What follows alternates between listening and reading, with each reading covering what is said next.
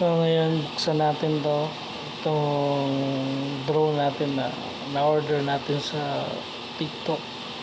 So tara, samahan niyo ako at i-unbox natin yung drone natin.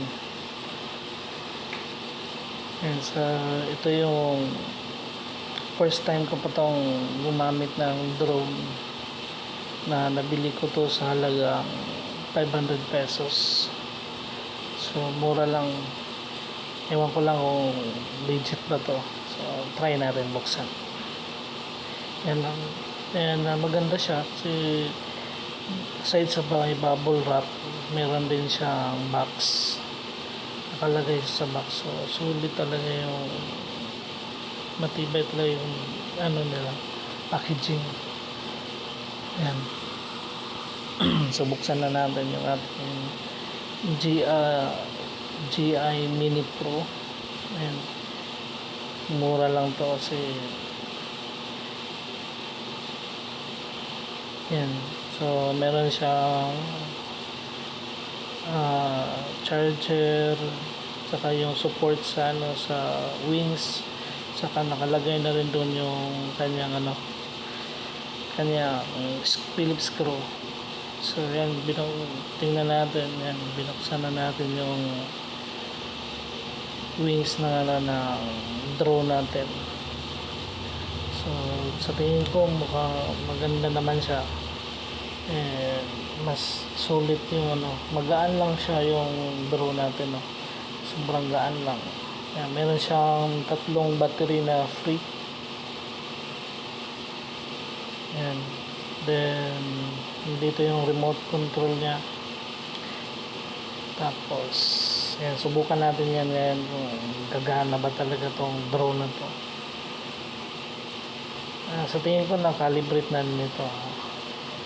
Kaya yan, binalik ko kasi kailangan natin maglagay ng AA na battery dun sa remote control niya. Pag lalagyan na natin dun, subukan natin paliparin ang drone natin.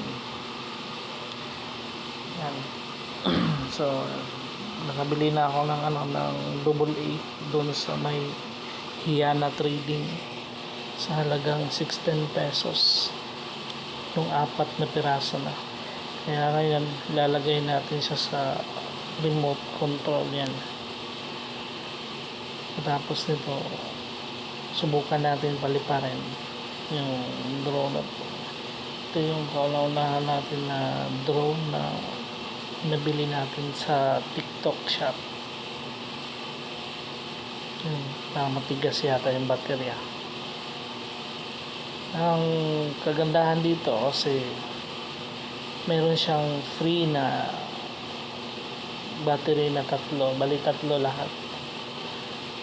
Akala ko dito mati yung 3 battery. Sana matagal maglobat yung battery nila. Yan. So pagkatapos ito kabit natin yung 3 AA na everyday na battery. Yan. Yan. So ayan, sinara na natin. So try natin, testing natin to, talagang gagana ba. So maganda siya. Yan yung hinila ko, dyan nilalagay yung cellphone. So on natin yung yung ating remote control. So far gumana naman siya. So ngayon testing natin dito sa ating drone. Okay naman, gumana naman siya. So calibrated na rin to, nakakalibrate na. So ngayon testingin natin yung paliparin kung yun, nakakalibrate na siya.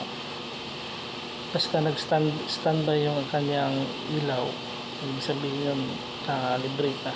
Nasa highway kasi tayo dito na nag-testing. Ngayon testingin natin kung lilipad ba tong drone na nabili natin. Sana lumipad ka. Yan, nakalibrate na yan. So testing natin ulit. Ayan, namandar din. Yun, lumipad. Thank you for watching this video. Salamat sa suporta.